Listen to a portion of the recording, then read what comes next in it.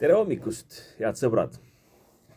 Ma jätkan oma memuaaridega, seekord siis number 2 ja 19. august 2025 oli siis see teema, kus Finantsinspektsioon tühistas ametlikult ühisarveldused aktsiaseltsi tegevusloa ja sellest kirjutas ka Äripäev.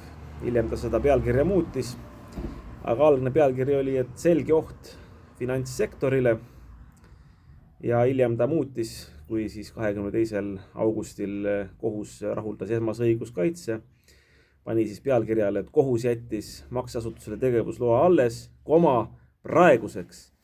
No ja olid ka seal raamatupidamisuudised ja kõik, kes kirjeldasid, kuidas siis ajutiselt kuuks ajaks makseasutusele tegevusluba alles jäeti kohtu esmase õiguskaitsega, aga hiljem, kui kohus teist korda otsustas kohtuvaidluse lõpuni õiguskaitse peale jätta ja siis ka ringkonnakohtusse Finantsinspektsioon oli kaevanud ja ka ringkonnakohus peale jättis selle kolmandat korda, et siis keegi loomulikult sellest enam ei kirjutanud ja siiamaani.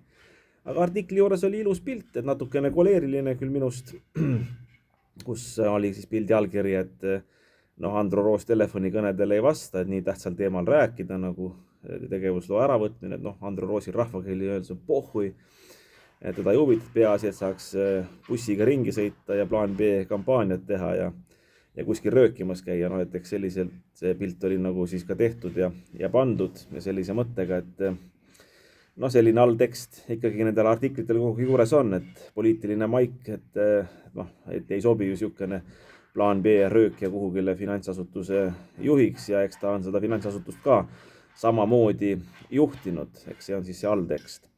Aga see selleks, et ma vaatasin nagu selle teema käsitlemiseks ka siis teisi makseasutusi, millelt tegevusluba on kunagi ära võetud. Ja üldiselt on need asjad ikkagi küllalt pretsedenditud, et üldse ära võetakse need tegevusload, sest vaadake, enne kui makseasutuste juurde läheme, siis kui palju on rahapesu teinud Eestis tegutsevad suured pangad. Ja Finantsinspektsioon tugines siis nii-öelda korduvatele rikkumistele, eks on niisugune sõnakõlks, kui ta ühisarvelust ära võttis makseasutuse tegevusloa. Aga kui palju on pankadele tehtud tegelikult ettekirjutusi? Need tehaksegi tegelikult teatud regulaarsusega, aga korduvatele ettekirjutustele vaatamata Finantsinspektsioon neilt mitte kunagi tegevusluba ära ei võta. Ja miljardeid, kümneid miljardeid on reaalselt rahapesu tehtud, tegevusluba ära ei võta. Ühisarveldusel leideti ette rahapesu ohtu. Ma kunagi räägin pikemalt sellest, mis see sisu seal oli niimoodi ja miks. Rahapesu ohtu, et reeglid ei olnud piisavad. Me küll tegime ettepanekud seal, ja ka muutsime neid reegleid. Aga Finantsinspektsioon nagu siukene, nagu kirjeldatakse naisterahvaid, et nad mitte kunagi rahul ei ole oma abikaasadega, aga ei ütle ka, et millega rahul ei ole, et lihtsalt ei ole rahul, et Finantsinspektsioon oli siis midagi taolist. Ja lõpuks siis tegi ettekirjutused ja lõpuks ei teinud ka enam ettekirjutusi, vaid võttis tegevusloa ära. Muide ega Tiiu Järvistelt 2019. aastal keerulise nimega makseasutus oli, võeti samadel ettekäänetel ära. Et ma mäletan, et omal ajal, vaata inimene on nagu selline. Ka lugesin seda ja vaatasin, et et vaata, mis tegi nagu, et mul ei olnud nagu kokkupuutumust ja et vaata, mis tegi inimene, et näed, et rahapesu ja rahapesureeglite rikkumine ja nagu miks ta siis korduvatele ettekirjutustele vaatamata ei muutnud seal ja omakapitali nõuete rikkumised, asjad, et kas ta siis tõesti saanud korda teha neid asju. Aga ühisarveldustele ka pandi samasuguseid asju süüks ja vaatan 2012 ka seal ühelt makseasutuselt samadel põhjustel tegevusluba ära võetud, et need ongi siuksed võlusõnad, ma saan nüüd aru, et ega tegelik rikkumisi seal taga ei ole, aga lihtsalt nagu nõukogude ajal öeldi, et leidke süüdlane ja küll leiame talle ka paragrahvid, et keda on vaja ära tühistada, selle me ära tühistame.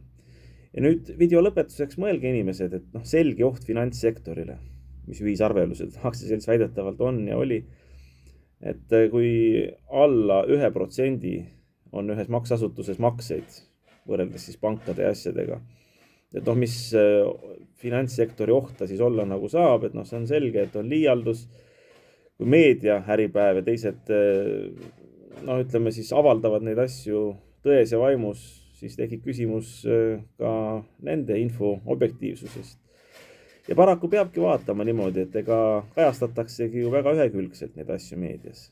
Et ma olen siin rääkinud, et kõik erakonnad, ja ma tõesti mõtlen kõik erakonnad, on Eestis mõne välisluure asutuse käepikendused, aga ka kõik meediaväljaanded on seda. Et tões ja vaimus ma seda ütlen, et nii see paraku on. Äripäeva ülesanne on kohe kindlasti maha tampida kõik igasugused katsed, kus Eesti rahvuslik kapital, eestlaste ühistegevus tegutseb. Nemad tõstavad ainult siis nagu seda, mis tuleb väljapoolt, ehk siis eestlane peab olema niisugune orjarahva staatuses ja kui ise midagi eestlased teevad, eriti ühiselt, et siis see tuleb igal juhul maha tampida.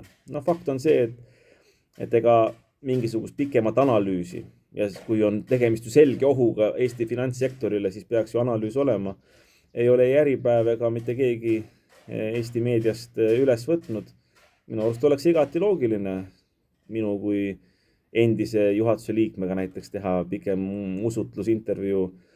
Noh, kui see oleks niisugune tunniajane, 2-tunnine, kus saaks analüüsida neid teemasid, ma võib-olla isegi oleksin nagu nõus lahkama, mis siis Eesti finantssektorile ohuks on ja kelle ja mille tegevus ja millega siin tegemist oli, kui Finantsinspektsioon seda tegevusluba tühistada tahtis. Nii et jah, paraku niimoodi on ja seekord ma lõpetan ja kohtume juba järgmisel korral.